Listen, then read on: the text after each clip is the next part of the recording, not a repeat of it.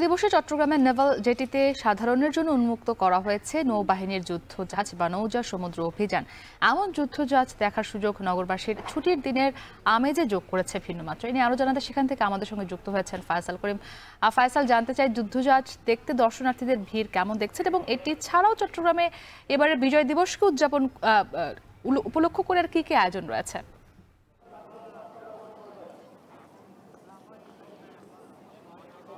মুক্তি, আসলে এই বিজয় দিবসের যে ছুটি, সেই ছুটিকে ভিন্নভাবে কাজে লাগাচ্ছে নগরবাসী, এবং তারই একটি উদাহরণ হচ্ছে এই নেভাল যে ঘাঁটি আছে চট্টগ্রামে, নৌবাহিনীর যে ঘাঁটি, সেখানে এই যুদ্ধজাহাজের যে প্রদর্শনী, সেই প্রদর্শনী তারা হাতছাড়া করছেন না। আশপাশের এলাকা থেকে যারা রয়েছেন তারা অনেকেই কিন্তু এই খবরটি পেয়ে চলে আসছেন, এবং প্রতি বছরই আসলে বিজয় দিবসের সময় এই ধরনের জাহাজকে উন্মুক্ত করা হয় সাধারণের জন্য, এবং এটি একটি যুদ্ধ জাহাজ। মূলত বাংলাদেশ নৌবাহিনীর যেই কয়েকটি অত্যাধুনিক জাহাজ আছে তার মধ্যে এটি একটি জাহাজ, এবং এইটি মার্কিন যুক্তরাষ্ট্রের একটি জাহাজ।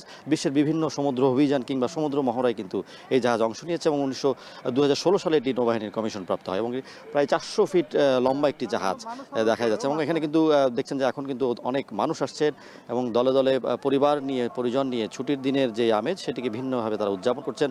যারা দর্শনার্থী আসছেন তারা বলছেন যে আসলে এমন একটি জাহাজ দেখার সৌভাগ্য তাদের সচরাচর হয় না। তো আসলে আজকে যেই সুযোগ তারা পেয়েছেন সেটিকে তারা কাজে লাগাচ্ছেন, এবং অনেক কিছু দেখে আসলে বিস্মিত হচ্ছেন। এখানে যেমন কামান রয়েছে, যুদ্ধের একটি জাহাজ কেমন হয়ে থাকে সেই ধরনের ধারণা তারা পাচ্ছেন, এবং বিশেষ করে যারা শিশুরা আসছে তারা কিন্তু বিষয়টিকে অনেক বেশি উপভোগ করছে, তারা আনন্দ পাচ্ছেন, এবং প্রত্যেকেই আসলে জাহাজটিতে ঘুরতে অন্তত 8 থেকে 10 মিনিট সময় নিচ্ছেন। অর্থাৎ খুব বড় একটি জাহাজ, এবং নানা ধরনের উপকরণ এখানে রয়েছে, সরঞ্জাম রয়েছে, এবং দেখার মতো একটি জাহাজ। এবং যেটি বলছিলেন যে চট্টগ্রামে কিন্তু এই ধরনের প্রদর্শনী ছাড়াও আজকে দিনব্যাপী নানা ধরনের কর্মসূচি রয়েছে। বিশেষ করে সাংস্কৃতিক অনুষ্ঠান রয়েছে, রচনা প্রতিযোগিতা রয়েছে, চিত্রাঙ্কন প্রতিযোগিতা রয়েছে, এবং জেলা শিল্পকলা একাডেমিতে আজকে দিনব্যাপী নানা কর্মসূচি রয়েছে।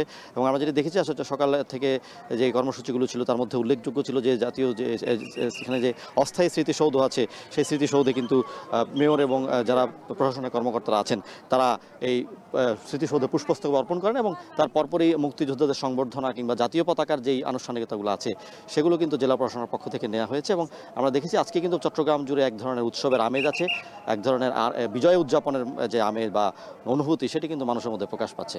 মুক্তি। চট্টগ্রাম থেকে আমাদের সঙ্গে যুক্ত ছিলেন ফায়সাল করিম।